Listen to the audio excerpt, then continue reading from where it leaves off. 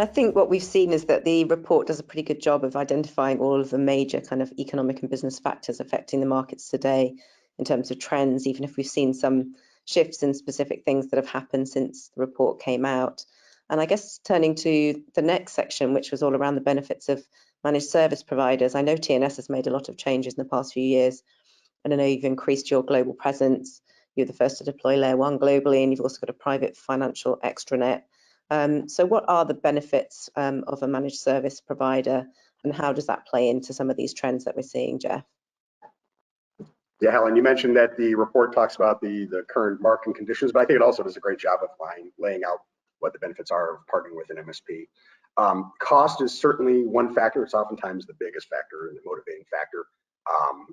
You know, there are cost savings to be had because an MSP can leverage economies of scale and have shared infrastructure. So instead of everybody buying their own exchange handoff, an MSP can buy one expensive exchange handoff and share that across multiple customers, defraying the costs.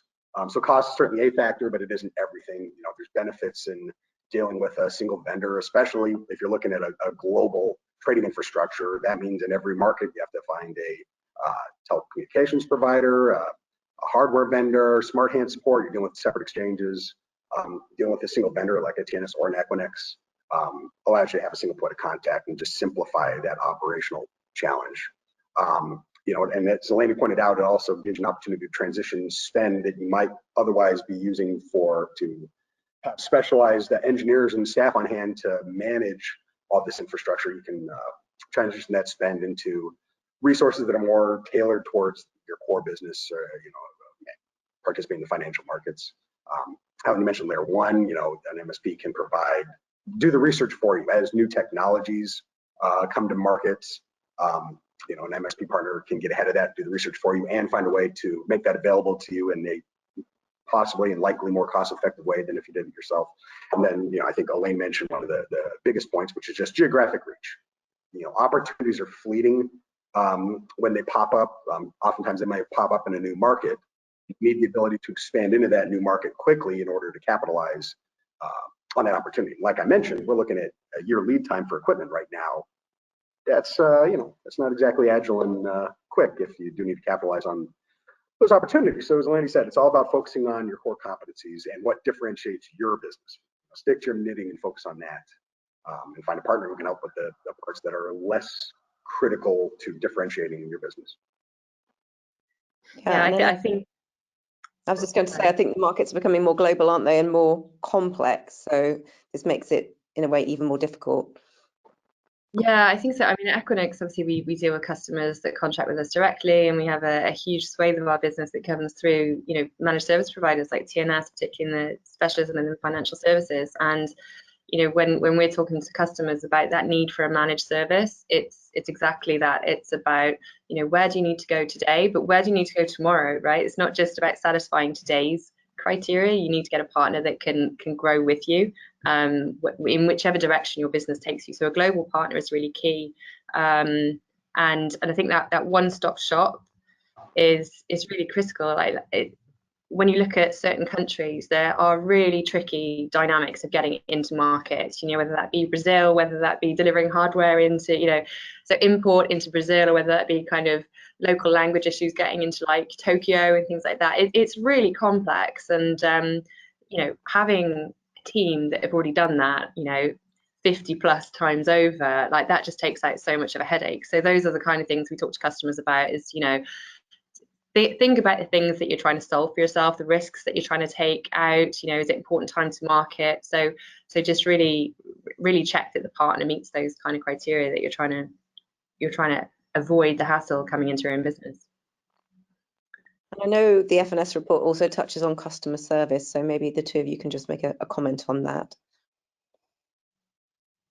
Yeah, I think Eleni just hit on, to me, one of the probably most overlooked factors in customer service when you're talking about a global trading operation, and that's the local knowledge and understanding, right? And I think it's important to find a partner that has boots on the ground support in region like TNS or Equinix do, right? You want local service and support with local experts who live in that time zone, speak that language, share a culture, to ensure nothing gets lost in translation, but also they can just understand that that makes it faster and easier, not only to troubleshoot issues when they pop up. You can call the vendor in their own language and talk through it, but it's also, it helps with onboarding challenges.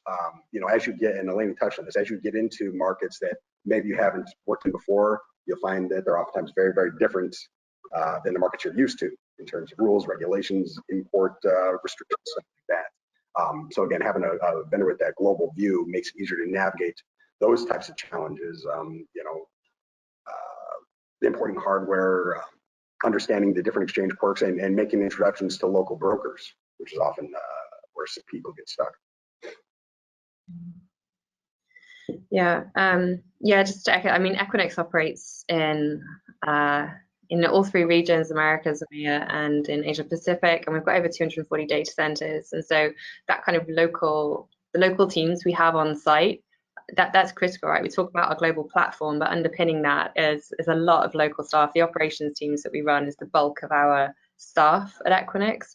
And I think, don't forget as well that, TNS manage a lot of customer installations within Equinix. And so also the relationships that the TNS staff have with the Equinix staff locally is really critical in terms of the volume of interactions that our companies have with each other does really streamline a lot of the processes, both in good times when we're trying to expand for customers, but also in the difficult times, right? We've been talking about the challenges in the market, and ultimately that's the proof point, right? Can your partners get you out of the sticky situations? And I think that that level of integration, local support is really important, and that that integration and comes with time and the number of interactions and the trust that's built up over time. So I think that's part of the relationship that we've built with TNS over the years. Absolutely.